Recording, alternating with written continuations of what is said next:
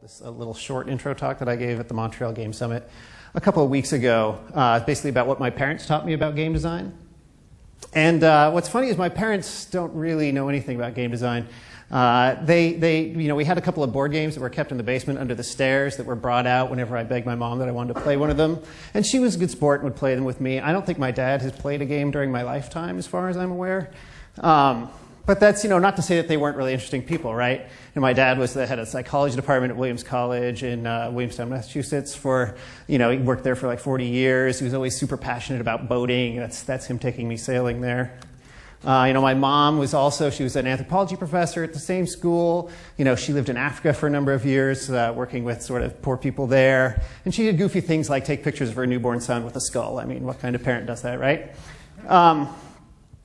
So it's not to say that they're not interesting, just that, they don't know anything about game design per se, but that, the way they raised me sort of as a parent has informed a lot of the choices I make as a game designer of treating players a little more like children, not like children to be scolded or talked down to, but children to sort of be empowered. So let me talk about some examples of that. There's some pictures of me with Legos from early on. My mom was always super passionate about having me playing with Legos. They were this toy that would really help me create something. They were something I could really build with, and make something unique, that would be something cool of my own creation. This is a picture of me at Legoland. Now, this is back in the 70s, right? And there was only one Legoland back then. Now there's like two in the US and whatever. It's sort of become diluted. But back then, the only Legoland was in Denmark, right? And we didn't have any other reason to go to Denmark that I'm aware of, other than to go to Legoland. Just because, she saw how much I loved Legos. She loved me playing with them, and we got to go there. And I think, my dad sat outside in the car waiting for us to finish. But anyway, she sort of taught me this principle of like giving players tools where they can express their creativity as being really important. So what do I mean by that, right? I mean, that can be as simple as a game like Minecraft, where it's basically, sort of a giant Lego set with this cool light game wrapper around it, right? It really allows for a lot of player creativity.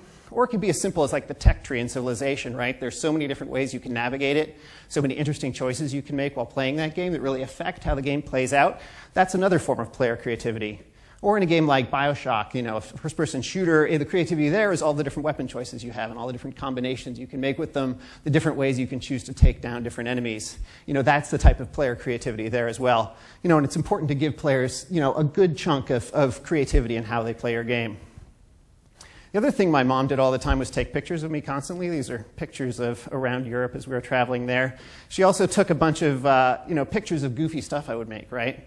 So like I have this weird ball contraption that I made in the kitchen one day. And the thing on the right, if you can believe it, is actually Hammerhead from the Cantina in Star Wars. It's a mask I made, and it's just like really kind of hideous, right? It's not a very successful mask on any level. But it was cool because I made it, and I thought it was cool for that reason, and she thought it was cool for that reason. She wanted to record that I made this crazy thing, right?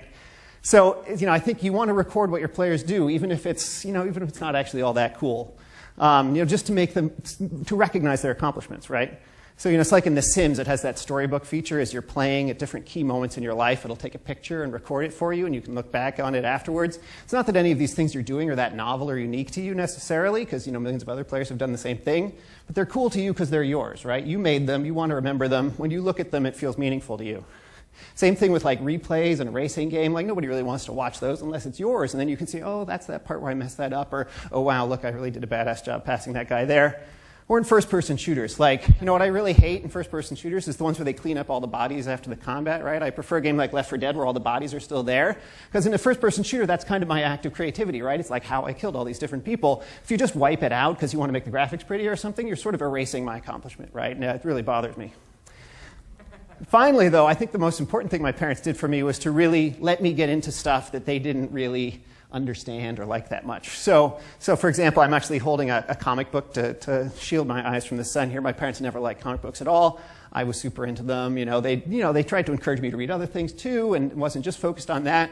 But here we have my dad going out on a boat, me with a comic book. It's sort of a perfect match there. Though I'm sort of horrified today. I look at that. I've got the cover of the comic book rolled back, and it's out in the sun, and it's near the water. It's sort of horrifying. But so they let me get into comic books. In college, I got really into heavy metal music and grew my hair really long. My mom reminded me constantly that she didn't really like the music I was listening to, but she didn't forbid me from listening to it, right? And she didn't mind that my hair was getting kind of crazy there. This is a picture of me in my my dad at my college graduation. And if we zoom in here, we'll see that I'm wearing a tie my mom gave me. And it actually has skulls on it because, you know, she was always with the anthropologically correct skulls. Most importantly, though, when I was in high school, I played a lot of video games, right? I was probably spending like 40 hours a week doing this. And, you know, I was still, you know, my parents made sure I still got my homework done and did my other stuff, but they let me do this thing that they didn't really understand at all, right? They'd never played a video game. I don't still think they haven't. But it was still this thing that, you know, they saw I was really passionate about, and I was getting all this value out of it. And they said, hey, well, we'll let him do it. We won't stop him, right? You know, it's something he loves. He must be getting something out of it. Let's let him do it. You know, when I went after college, I got into doing these really cheap Mac games. It wasn't super profitable at first, you know, and it kind of seemed like maybe a sketchy thing. And at the time, my dad was actually worried about it, right? That, what is this thing he's doing? Is this a good career? I don't know. But he never told me, right? He just let me do it, which I super appreciated. You know, I only found out that he was worried about that years later when a friend of the family told me, yeah, your dad wasn't sure about that video game thing. But it all worked out in the end. And, you know, he always, you know, my parents always made me feel that, you know, whatever I was doing was cool. And, you know, because they sort of learned that important lesson of parenting, that your child's life is not your own life. It's their own life. You need to let them live it. So, you know, no matter what I did, they always treated me like the best son ever. It's the same thing we should do with our players, right? You know, as they venture into our worlds, you know, we want to, you know, let them go in there and do their own thing. We want to recognize them for their accomplishments.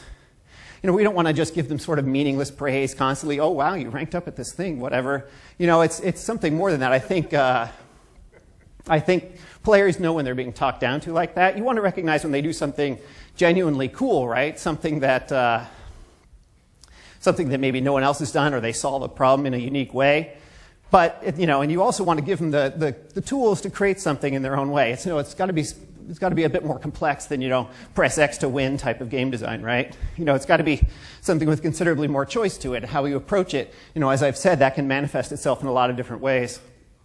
And the other thing we have to do as game developers is really listen to players, right? When Will Wright originally, you know, designed The Sims, he saw it really as a thing where you built a house and put some characters into it, and they would go around, and you would, you know, you would try to optimize your house to make them happier. But when players played it, they really loved the social component, and they really, you know, played the game in a way he didn't expect. So when he went back, he adapted the game and changed it a lot, and really made it into a different type of game entirely. And that's because he wanted to respect the players, and he liked the way they were playing their game, even though it wasn't the way he had intended. You know, the same thing with rocket jumping and first-person shooters, right? This wasn't part of the game design. This was something that emerged out of the systems they put into the game. So that when players started rocket jumping in games, you know, some designers I know would say, well, that's not what I want my players to do. Let's figure out a way to take that out. It's like, no. The first-person shooter designers of the day were smart enough to know that, you know, that if they embraced this and let players do it and really enhanced it with the game design, you know, it could be a staple of the genre and really enhance the way people play these games. And I think if you, you know, it's that same principle that my parents learned, that you need to apply it to your players, right? It's not your game that you're making, it's their game, and you need to let them play it the way they want to. And I think if you give players tools that encourage creativity, record what players do, even if it's not that cool, you can find that every player you have can be your best player ever. And I want to say, best parents ever. So, thanks a lot.